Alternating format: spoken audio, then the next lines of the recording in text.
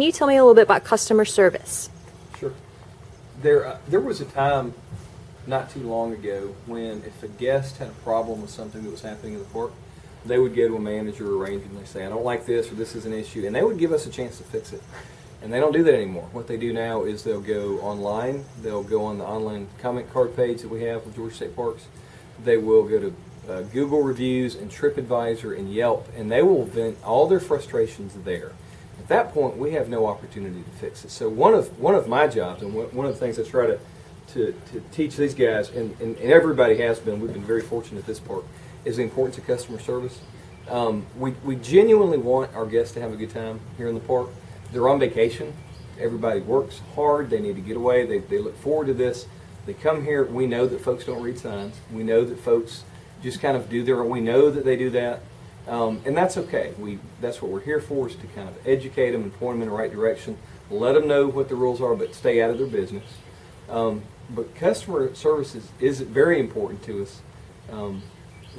Another tool that we have is we'll go through and we'll print 2 or 3 or 4 months worth of reviews, and we'll share that with everybody in the park, and we'll share it with the staff. That way, everybody kind of understands, well, what are we doing well, what are we not doing well, and we've been pretty lucky. We've got a pretty good group up here at this park. Can you guys, as hosts, think of a time whenever there was someone that wasn't following the rules, or that became agitated at you whenever you told them, educated them about a rule? What did you do in that circumstance? Well, it happened. I guess it's Day on duty here. That's right. Okay, tell me about it. It was down at the beach area, and there was a lady down there had her dog running around and No leash. no leash, and she was down on the beach, and I asked her, I said, ma'am, is that your dog? And she said, yeah, and well, she got pretty adamant with me. I can't say all the little words that she said to me, and I said, and she said, well, why don't you just go ahead and call the warden or whatever. And I said, I just do that. So I call the manager. And we are trained, basically, don't confront the people. If they get rowdy with you or start back away, make a phone call and let the park staff handle it, because it's not our job to enforce the rules and regulations to a certain extent. Now, if you see them walking without a dog, you ask them, that's supposed to be on a leash. Most people, they comply, and there's not a problem. Or picking up after the little doggy, whatever. And some people don't, and then I always bring them a little bag, and just, they usually do that, but do it nicely. Nicely or whatever. But when it's a confrontation, we just let the staff handle it that way. It's better that way. Do you guys have any similar Yeah, stories? we just say our job is to remind them of the rules and to help them if they need help in complying, but not to be confrontational. Okay. That's not what our job is. So We've been very fortunate.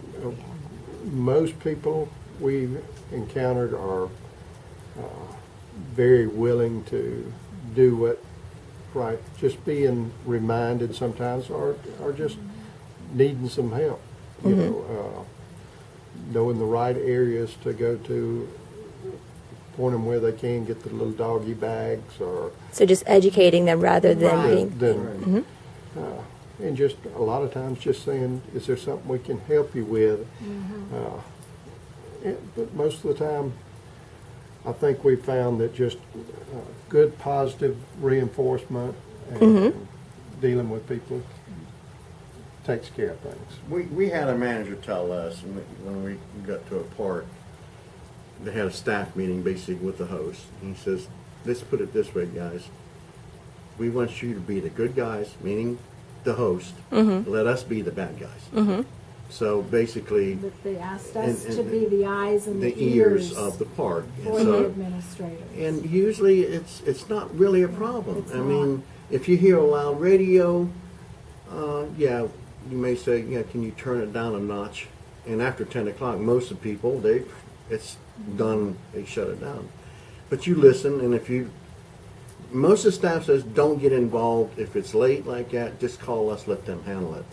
And it's better that way. That way they're not going to retaliate against the hosts. Right. So. Anything to add on that, Matt? We had a host a while back that was a little overly aggressive with enforcing the rules, and that happens at parks.